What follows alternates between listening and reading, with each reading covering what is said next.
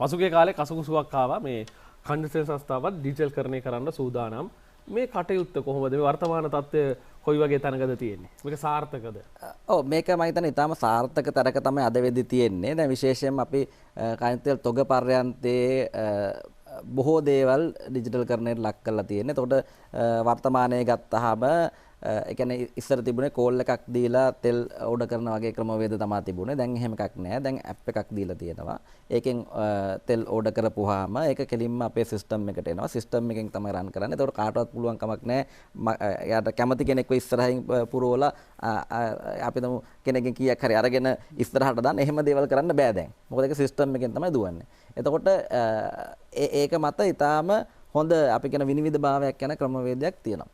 ඒ වගේම තමයි දැන් අපි ඊයේ දවසේදී හඳුන්වා දුන්න රාජ්‍ය ආයතන සඳහා ඩිජිටල් කාඩ් පතක් තෙල් ලබා ගැනීම. ඉතින් ඉස්සර මේකේ තිබුණේ මේ මාස ගාණක් විතර යන මේ කූපන් පත් print කරන්න ඕන, print කරලා ඒවා දෙනවා. ඒවා අරගෙන ගිහිල්ලා ඒවා පිරවුම්හල් වලට දෙනවා. පිරවුම්හල් මේ කීපයක් එකතු වුණාම ආපහු එවනවා. එව්වහම තමයි ඒකේ සල්ලි හම්බෙන්නේ. ඉතින් ඔය පිරවුම්හල් හිමියන් එක තිබිච්ච ගනුදෙනුවේදී තෝන් පෙන්නපු එක කාරණයක් තමයි ඒගොල්ලන්ගේ මුදල් දැන් ඒගොල්ලන්ට තියෙච්ච ප්‍රශ්න දෙකක් තමයි මේ කූපන් මගින් දුන්නා මේ මුදල් කාලයක් යනකම් මාසයක් විතර යනකම් හිර වෙනවා. ඊට අමතරව කාඩ්පත් මගින් ගෙව්වහම සිකුරාදා වගේ දවසක ගෙවුවොත් ඒක සඳුදා තමයි හම්බෙන්නේ කියලා ප්‍රශ්නයක් තිබුණා. නිවාඩු දවසක් තිබ්බොත් සල්ලි හම්බෙන්නේ නැහැ වගේ ප්‍රශ්න තිබුණා. එතකොට අපි කර දේ තමයි අපි ඔවුන්ටත් කිව්වා මේ අපේ ප්‍රයත්නය ඔවුන්ගේ ලාභය අඩු කිරීම නෙවෙයි ජනතාවට සේවයක් කරන්න ඔවුන්ගේ වියදම අඩු කරන්න අපි උදව් කරනවා කියලා. එතකොට ඒ ක්‍රියාමාර්ගය ඔස්සේ අපි කරපු එකක් තමයි ඩිජිටල් කාඩ් පතක් හඳුන්වා දුන්නා. දැන් එතකොට මුදල් කියන්නේ පිරවුම් වලට ගිහිල්ලා ඒ කාඩ් එක ලබා දුන්න හැටියෙම ඔවුන්ට ඔවුන්ගේ මුදල් හම්බ වෙනවා. ඊට අමතරව අපි මේ බැංකු පද්ධතියත් එක්ක කතා කරලා අපිට මේ වෙද්දි සම්පත් බැංකුවෙන් ඒක ලබා දීලා තියෙනවා. තවත් බැංකු කීපයක්ම ඒක දැන් සූදානම් කරලා තියෙනවා.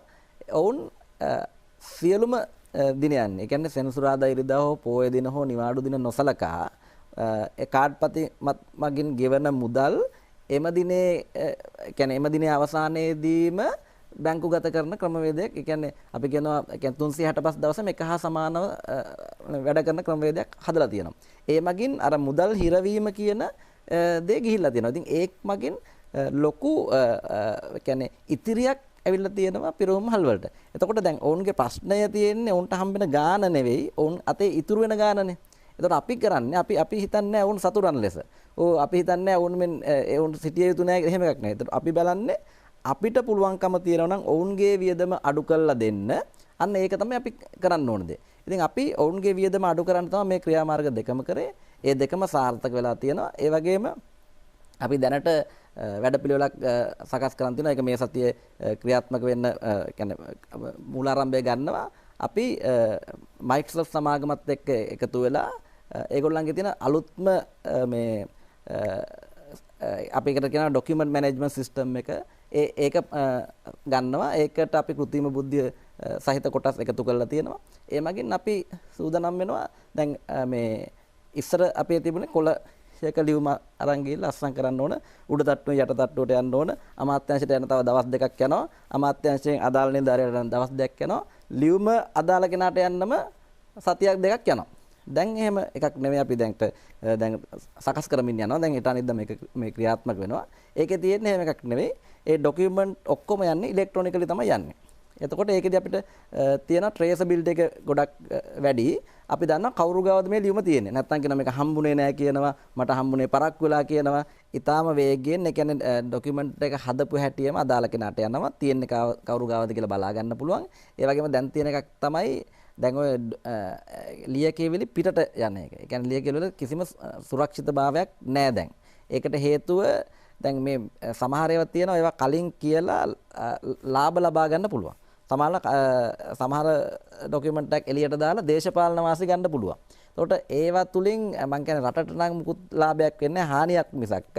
එතකොට උදාහරණයක් විදියට දැන් ඊළඟට එන්න තියෙන ටෙන්ඩර් එකේ මොනවද එන කොන්දේසි කියන එක කලින් කවුරු හරි දැනගත්තොත් එයාට වාසියක් තියෙනවා. ඉතින් මේ වගේ ඒවා කරමින් තිබිච්ච තැනක් තමයි මේක. මේක ඊටාම පාරිශුද්ධව තිබිච්ච තැනක් නෙවෙයි. එතකොට ඒ වගේ දේවල් කෙරෙමින් තිබිච්ච තැනක්. දැන් මේ සිස්ටම් හඳුන්වා දීම තුලින් ඒවා කරන්න බැරුව යනවා. ඉතින් ඒවා කරන්න බැරි වීමෙන් රිදෙන කට්ටියකුත් ඉන්නවා. එතකොට ඒ රිදෙන කට්ටිය මේවට මඩ ගහන්න පටන් ගන්නවා. ඉතින් අපි කියන්නේ කවදාක්වත් මේ කියන්නේ ඒ මඩ ගැහුවා කියලා මේව නවත්තන්න ඕන නෑ. එතකොට ඒත් එක මේත් එකම අපි අරගන්නවා මේ දැන්ට ඒකත් ක්‍රියාත්මක වෙමින් තියෙනවා. මේක අපේ තියෙන ERP සිස්ටම් එක.